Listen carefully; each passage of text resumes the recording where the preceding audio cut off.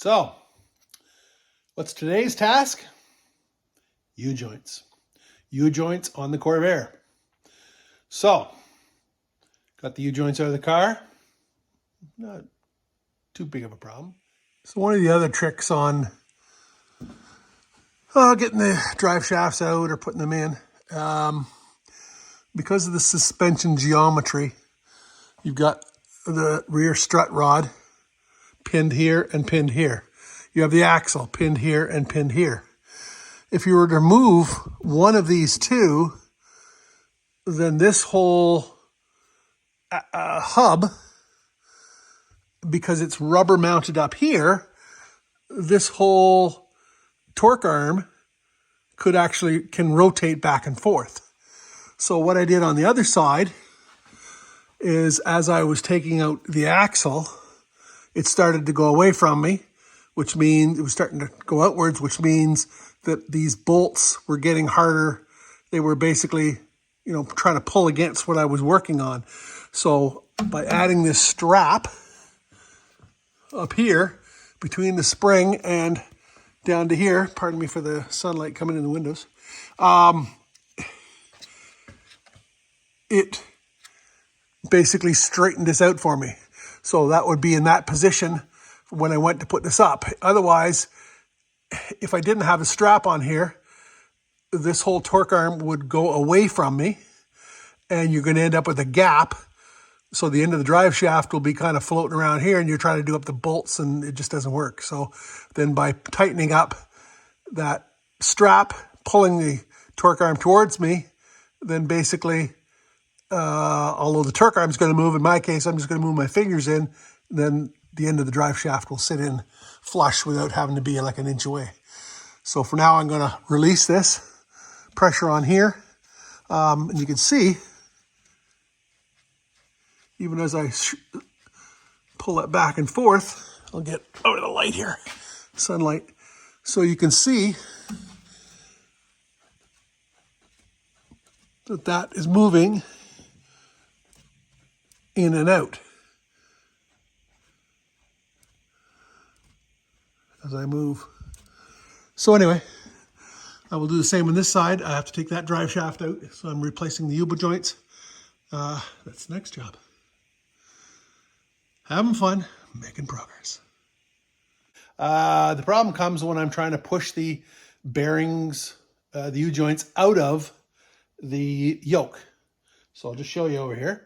Okay, so I've got the press set up, and you can see I've pushed on this bearing here, this cup, out onto here. And so now this is bottomed out here, so I can't push any more. So let's take this off and then pull off that bearing cap. Okay, so you push that back till that bottoms, till this bottoms here. And then you grab the end of this with your pliers and pull them out. Ha ha, you gotta be kidding me. This is hardened steel. You can't grip it, even with vice grips. It won't grip. You put it on there and then you try to tap the vice grips. It just pops the vice grips off. This is jammed in there. I mean, it'll slide back and forth, but it's not about to pop out. So, what's my solution? Well, I looked on YouTube and they say, okay, weld something on here and then put something on and you can pull it out, or cut some grooves in here, or go in behind here and beat on it. Well, that's a little dangerous because I don't want to screw up the actual U-joint itself. Or sorry, I don't want to, U-joint I don't care about. But the frame, of course, the yoke, you don't want to damage the yoke. So I'm a little leery of putting something in there. So my thought was, I got to get this to go out farther. So what I did on this side is I took my die grinder and I ground in here, which is basically the equivalent of this rounded part here that's sticking out. I ground this down on both sides here. So hopefully when I push this back this way, now instead of it bottoming out here, it will bottom out farther down.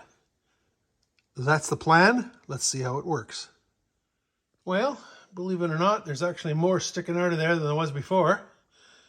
So I will try the vice grips and see if we can grab it and pop it off. Well, see, you can't go that way. Maybe try tapping it.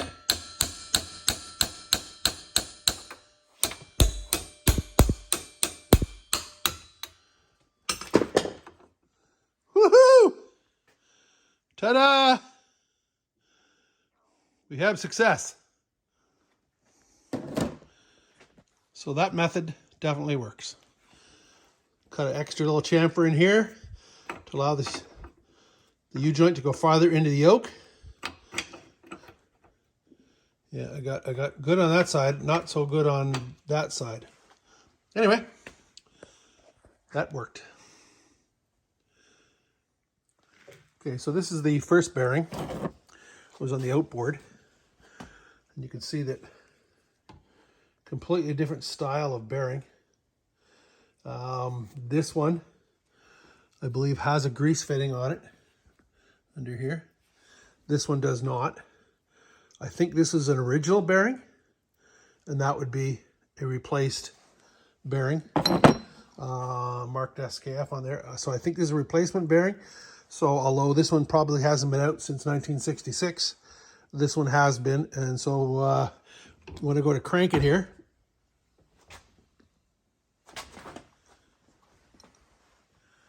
it's driving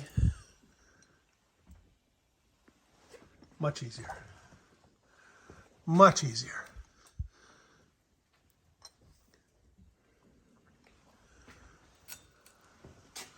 And I believe it's going to go farther too. To allow me to get the bearing cap off. And as suspected, I just grabbed that one with the vice grips and no problem at all, came right out.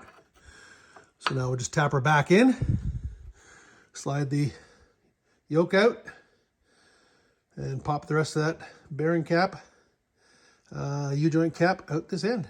If you're using the U-joint press, just make sure when you position this on, the ring here, did I get the light on the right spot? Oh, there you go.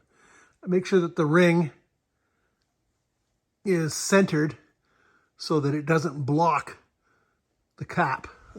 You don't want it to block the cup. You wouldn't push out very good. So, okay. This is the same bearing as was on the outer of the other one. That kind of circle with like a ring with a circle indented in it.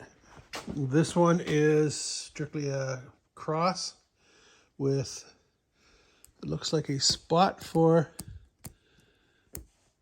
a grease fitting, which might actually have been there, but is gone, or I'm not sure. I'll have to dig at that with a pick and see what's going on. So yes, you can see that this, like the other side, is a bearing grease fitting type U-joint, but the grease nipple is busted off.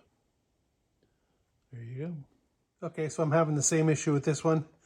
When I tap the bearing, the U-joint all the way, the cup is only a third of the way out. So what I'm having to do is the same as I did on the other side, is basically cutting a chamfer, or making it deeper in here, so that on both here and here, of course, so that I can then take that whole bearing farther this way, so that this cap comes out. So you can obviously see the difference between right here is where it was hanging up on the yoke, and over here, now that it's cut back, this will go a lot farther that way. So my technique this time, I find, just big old hammer, impact socket. Support it there with the pliers so it doesn't bounce. And I can beat her down pretty good. So it's starting to come through. You can see there. Let's see if I can do it one-handed here.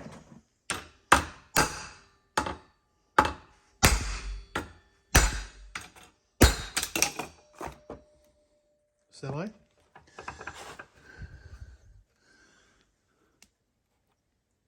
Look at that.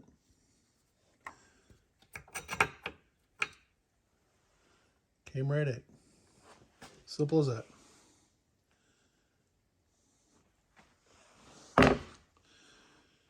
Woo! Time for supper. Well, this is about 1 minute later. Flip to the other side. Look at that. Okay.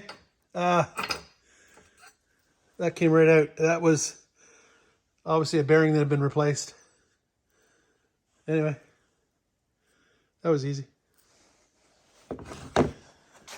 There's the differences in the two bearings. You can see the cutout I had to do on this one. Original. And there's the cutouts. Anyway, clean her up. That one's cleaned up, ready to paint. That one's got to get cleaned up, get her painted, new bearings in, back in the car. Having fun, making progress. Cleaned up, painted with the black, was it Dom 16? So we'll let them harden for a day or so and put them back together. Once you've got them out, you've got them cleaned up. Again, I mentioned this before. Dental pick. Cleaning those grooves out where the snap ring goes in. You got to get them all scrubbed out.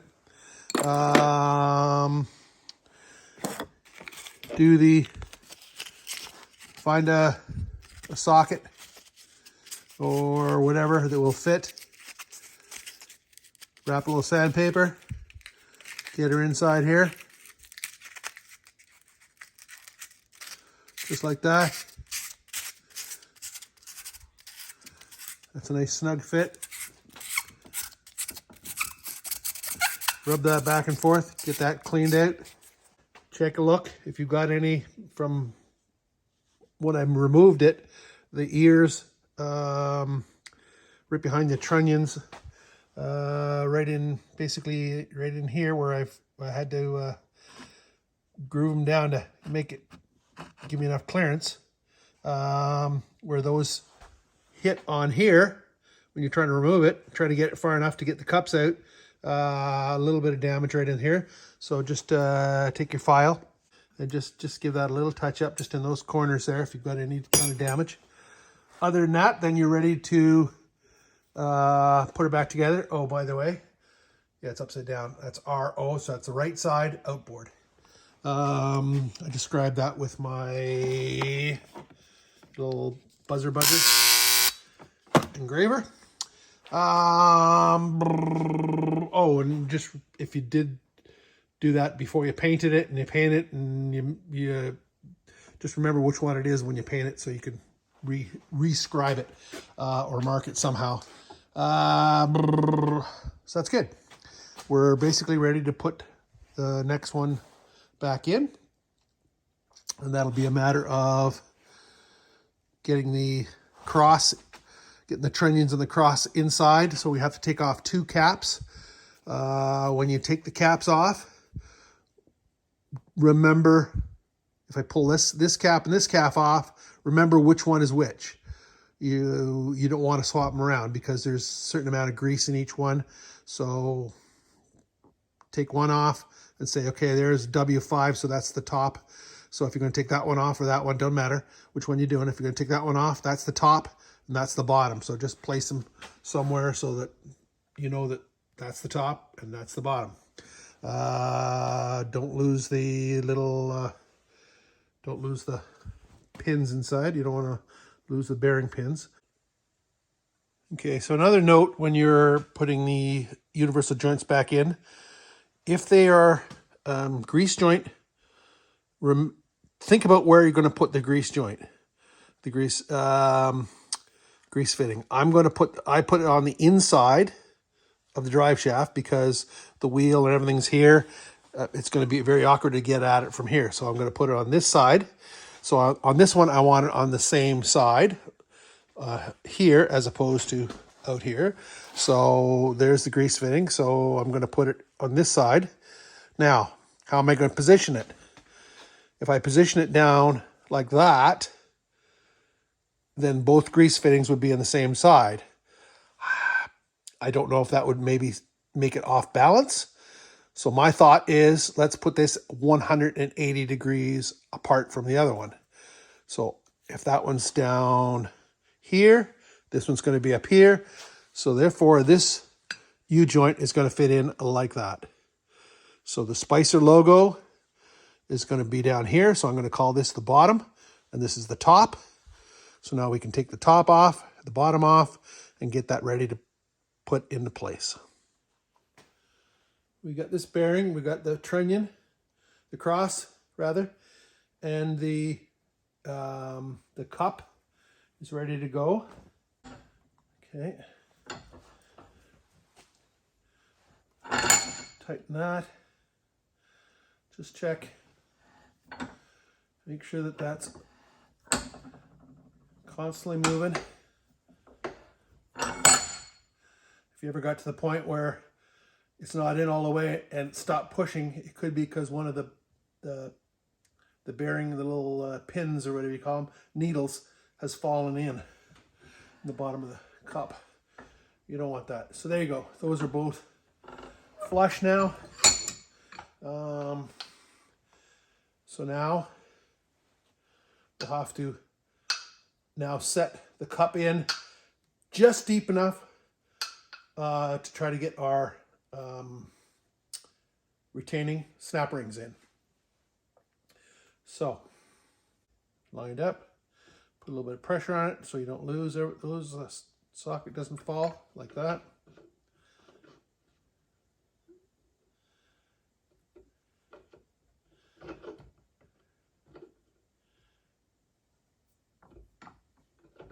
Okay, it's going to need the old two-hand trick. So just put one hand there, one hand there. There we go. Okay, so the cap's starting to slide in now. Just keep making sure that it's clear.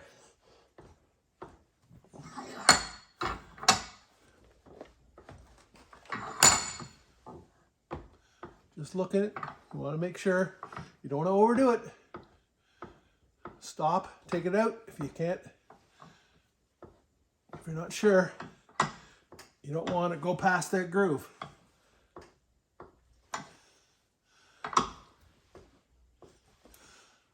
I know what the grooves look like from here. You can't see much of it, and if your socket is almost identical to the size, it would be very hard to see. So I'm going to just stop it right there. And we can see that I'm about, whether you can see it, I don't know. Well, the cap is at the top of the groove. So we need to push it down about 60 thou to get to the bottom of the groove. I know that the retaining snap rings are 59 thou.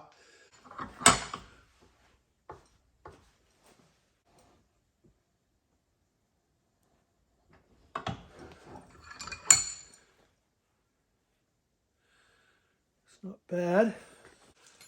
For now, let's put a spring clip in this side. Let's see if we can come close to get one. So just spring clip in, little pliers. So that is far enough in.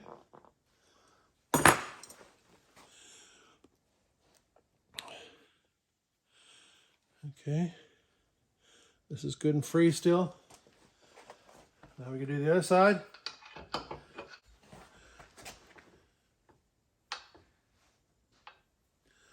Okay, it's getting a little snug there. So I'm going to stop at the moment. Take a look.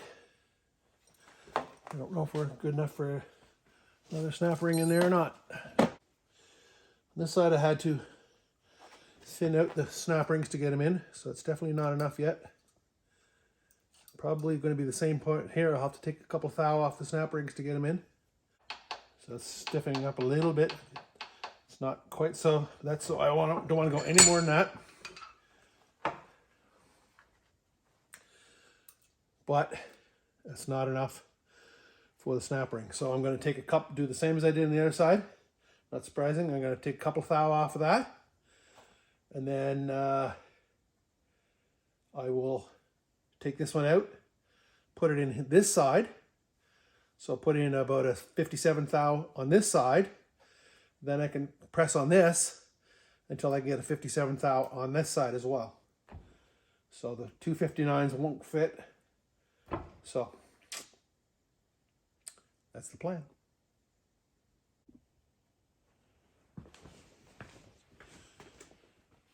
Okay, so I took the 59 thou snap rings and I took off about a thou and a half. So that one's about 57. So I put that in there, and now I'm going to push this side bearing in. So it'll give us a little more clearance, and so I'll just tighten this up a little bit. I'll keep checking on this. A little tighten, check it. A little tighten, check it. A little tighten, check it. It's just getting a little tighter now. So let's back that off. It looks like it might go. Let's try that.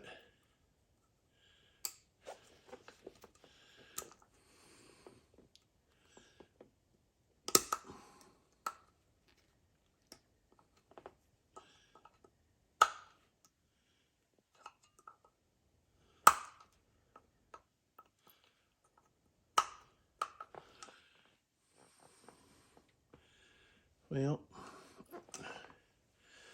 see, it's not quite enough yet, so might have to take those snap rings off and take off another thou. I think I had to go to 56 on the other side, so it's not surprising I have to go to 56 on this. So that's what I'll do. I'll take a thou off each one and I'll be back. So this is now about 56 and a half thou. This one, 57 and a half, 57 and a half, 56, 57 and a half, that's 57. So we need to take another thou and a half off of that one. So what's my high-tech equipment to do that? Do I use a mill or whatever? No. I use a file and a piece of sandpaper. Just hold her down. 2 strokes with the sandpaper, with the file. Just look at the color of the metal. So you can see where you've done it. The strokes, the chain, right now the strokes are going this way because I filed that way, so I can see that.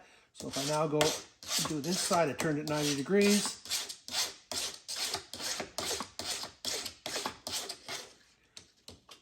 Just turn a little bit.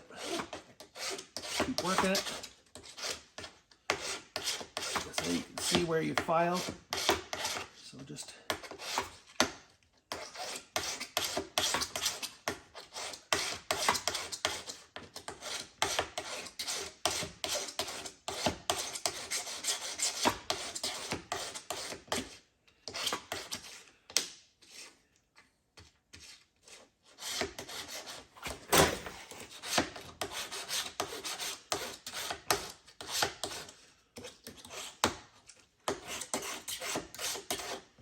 hey, fingers get a little sore. I probably need a clamp or something to hold it down. Yeah. Took me longer to go find a clamp that would work than it would be just persevere and get the job done.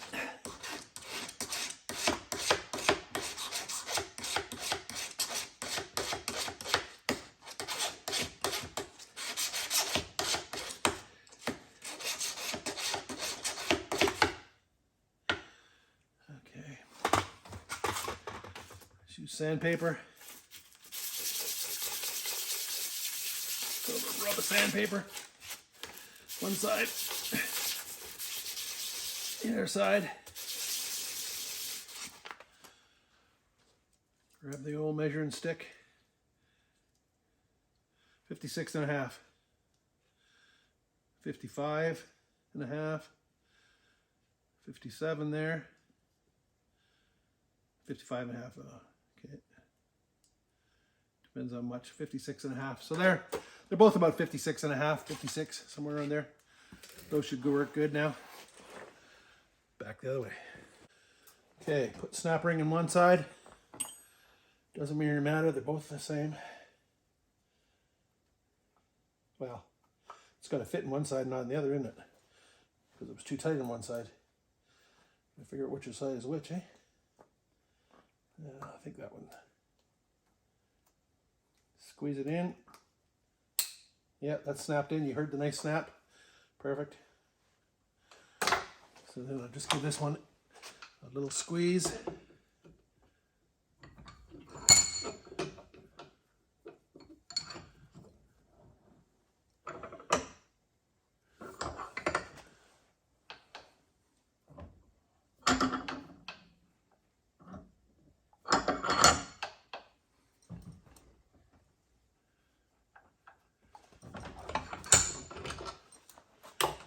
Shouldn't take much. We're only talking a thou or two here. Squeeze that one in there.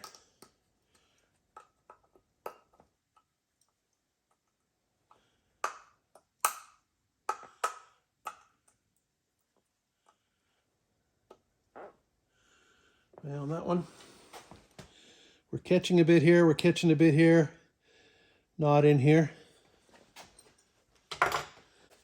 Took off about another half a thou.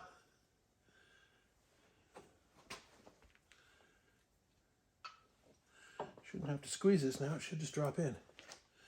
It's already squeezed. I don't want to squeeze that any tighter than it is. Might even be too tight.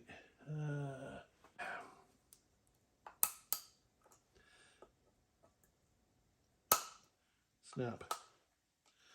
Snap. We have snappage.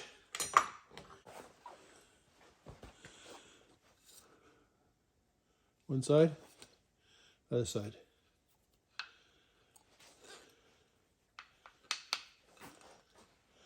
Okie dokie. Good to go in the car. Well, but of course, the last one just wasn't fitting quite right, so I stopped when I was halfway through because the cup wouldn't go on properly or wasn't sitting properly. And of course, when I pulled it apart, what do I find? Oh yeah, of course. Yeah, a needle inside, falling out. Son of a biscuit. Oh well, get that back in place, put her back together. Well, I think it's a wrap. I think we're done with the back end of the 66. Yeah, time to go to the front end. Take a quick look under the back end here and we'll call it a wrap. Only thing it needs is new tires. Tires are right here. Yep, got me some tires.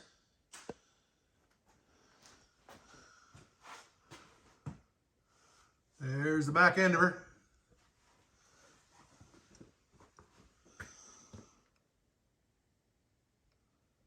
So the summary, these bushings did not change. They were okay.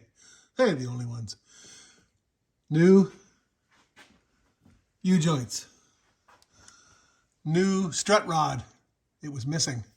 So the bushings, of course, were new, both sides, of course. Shifter rod, bushings replaced, transmission, front end engine holding bar bushing thingies. So that's new. That's new. Torque arm, new bushings. Springs are new. How else we doing? Repair, some new heater hoses. Yeah, new heater hoses. Yep. That one was okay, but I had to put the hanger. But the oval hose is new. I can see. New heater hose. New heater hose. And the oval was a new heater hose.